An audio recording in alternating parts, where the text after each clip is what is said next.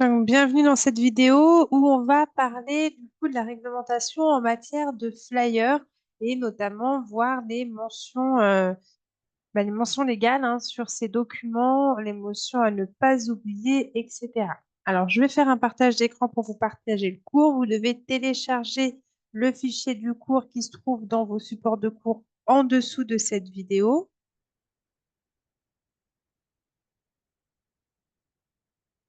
Hop, un instant, je partage l'écran. Voilà. Donc, voilà. Donc, au niveau des mentions légales obligatoires sur un flyer ou c'est valable également pour les dépliants. Donc, rien de plus simple qu'imprimer un flyer ou un dépliant en ligne, mais le flyer ou le dépliant, comme tout document publicitaire, est soumis à un certain nombre de règles. Le non-respect de ces règles est susceptible d'entraîner des sanctions qui peuvent être très importantes. Alors, rien de plus simple, faut-il encore avoir réussi à créer son identité visuelle donc, par rapport à la partie qu'on a vue en amont, et puis savoir se servir des outils pour pouvoir créer donc, ces documents commerciaux.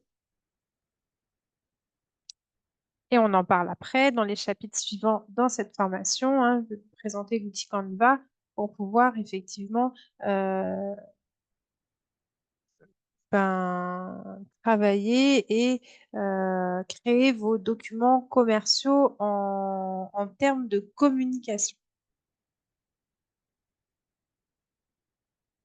Je vais me décaler là-haut pour pas bouger. Alors, la loi donc dit que il va falloir sur un flyer ou un dépliant mentionner l'imprimeur.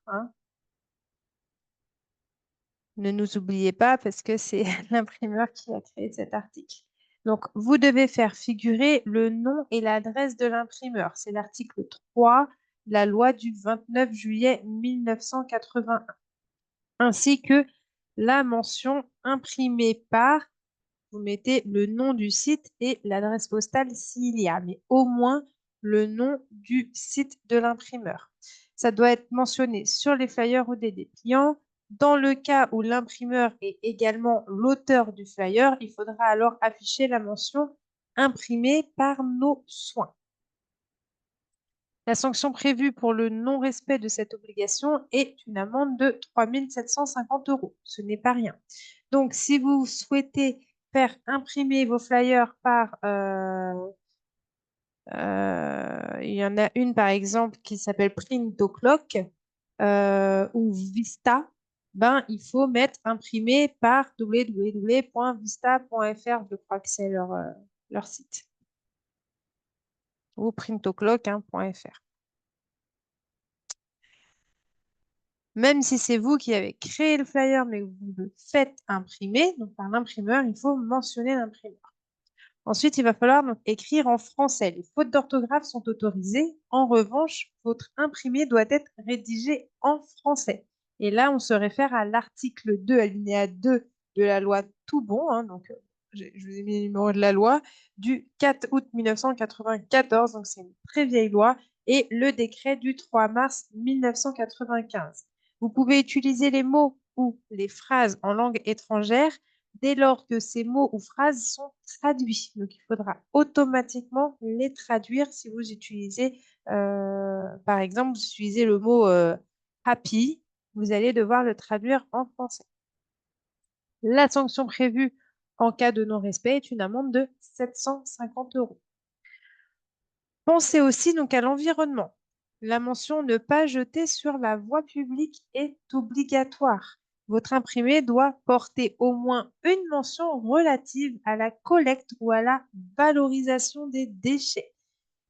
Généralement, c'est la phrase ne pas jeter sur la voie publique qui est utilisée. Les mentions relatives à l'impression sur le papier recyclé, en revanche, ne sont pas obligatoires, mais c'est toujours bien de le dire si vous imprimez écolo. La sanction prévue en cas de non-respect de cette mention est de 750 € d'amende également. Vous allez devoir mettre les mentions légales relatives aux personnes morales. Donc, si la personne à l'origine du flyer est une personne morale, c'est-à-dire une société, ou une personne physique inscrite au registre des commerces, vous devrez mentionner votre imprimé, enfin, vous devrez mentionner sur votre imprimé votre dénomination sociale ou le nom de la société, le numéro de RCS suivi de la ville d'enregistrement ainsi que le statut juridique de la société, si c'est une SARL, une SA, etc. Et éventuellement le capital social s'il a lieu. La sanction prévue en cas de non-respect de cette mention est de 750 € d'amende. Enfin, alcool et produits alimentaires. Dans le cas où le flyer porte sur des produits alimentaires manufacturés, des aliments ou des boissons, une mention relative à l'éducation nutritionnelle doit être présente sur le document. Il n'y a pas de mention type obligatoire, mais voilà une petite liste des mentions les plus couramment utilisées. Pour votre santé, mangez au moins 5 fruits et légumes par jour. Pour votre santé, pratiquez une activité physique régulière. Pour votre santé, évitez de manger trop gras, trop sucré, trop salé. Ou bien encore, pour votre santé, évitez de grignoter des repas. Si votre flyer concerne des boissons alcoolisées, la loi E20 du 10 janvier 1991 encadre la publicité sur l'alcool et impose de faire figurer la mention légale suivante: l'abus d'alcool est dangereux pour la santé, à consommer avec modération. Donc là, c'est obligatoire d'utiliser cette mention-ci. Alors, quelques conseils supplémentaires pour l'élaboration de vos flyers. On fait attention aux droits de propriété des images, hein. Vous devez disposer des droits sur les images que vous utilisez. Et s'il s'agit d'images de quelqu'un d'autre, pensez au crédit photo. Généralement, ça donne crédit photo, nom du photographe. Vous voyez, ça donne à peu près ça. On l'écrit de cette manière. L'impression noire sur fond blanc, donc typiquement simple texte sur un fond blanc, est réservée à l'administration publique. Donc vous ne pouvez pas juste faire un texte noir sur un fond blanc.